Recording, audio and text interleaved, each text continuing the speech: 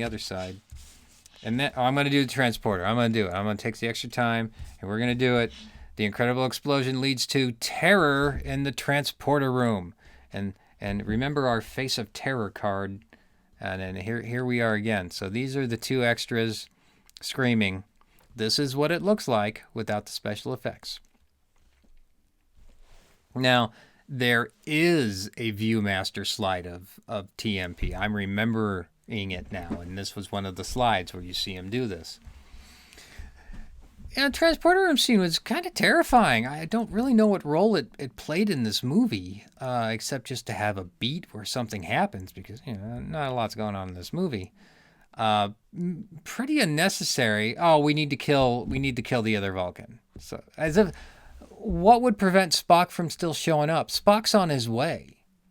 So having a dead Vulcan science officer doesn't change things, does it? It's not like Spock would show up if Sonak's alive. We also have to give Decker something to do, because we need Decker to have the romance with Ilia, so when Ilia becomes the robot, Decker can fall in love with it and merge and become something different. All right, so Sonak is sacrificed.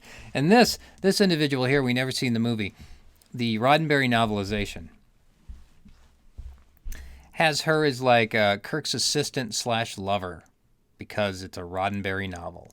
And in Roddenberry's world, every assistant he ever had was a lover. So, I mean, that's that. And I think in the novelization, again, the genitals are referred to.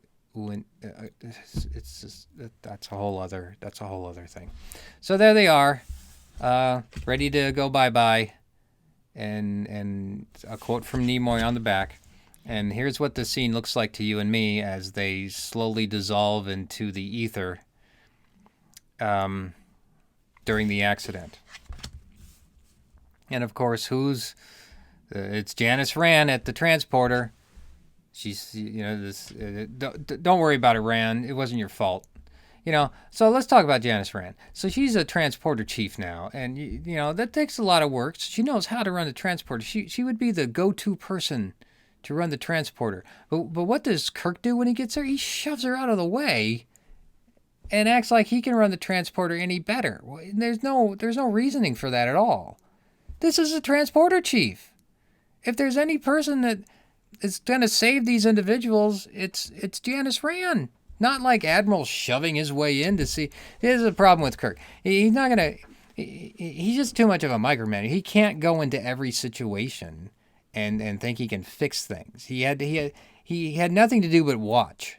But he didn't. He think, I'll flip some dials. I'm sure they save these people. And no, it didn't. So, I mean, the scene doesn't work any longer. It never worked in the first place. She should have been on top of this as a Starfleet officer. No. I'm not putting blame on the character, but she should have been written to be on top of this as an officer and to get it going. And I guess it wasn't her fault. I don't know what the explosion was in engineering, or what's going on here and why. I don't know.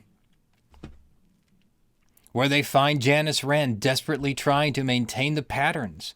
Kirk takes over, but it's too late. Well, he shouldn't have taken over in the first place. But okay, so the malformed bodies,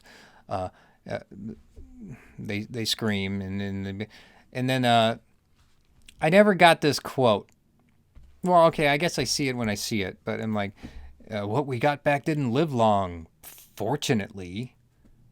That's just all kinds of disturbing. So, I mean, I guess what they got back was just some gelatinous form of flesh that didn't live long. Why would the transporter just do it? I don't like this scene. I guess this is it is a distasteful scene in our movie. I don't think it was necessary. So here we go. We see Grace Lee Whitney again in the outfit that she hated. She hated.